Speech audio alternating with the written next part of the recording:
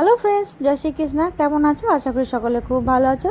আমি দীপজানি আজ নিয়ে চলে এসেছি একটা নতুন pack, chia seed. Chia seed অনেকেই খাও, এর গুণাগুণ সবাই জানো।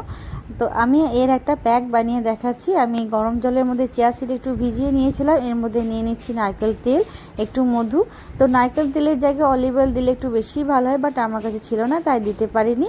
এই তিনটেকে ভালো করে মিশিয়ে নিয়ে মুখের মধ্যে আমি লাগিয়ে নেব। লাগিয়ে বেশিক্ষণ থাকবে না, তার জন্য একটা ফেস ওয়াশের মতো মুখে বারবার করে বুলিয়ে নেবে। বারবার বুলিয়ে ভালো করে মাসাজ করে 5-10 মিনিট ছেড়ে দেবে। 5-10 মিনিট ছাড়ার পর যে কোনো একটা বরফ নিয়ে ভালো করে মাসাজ করবে।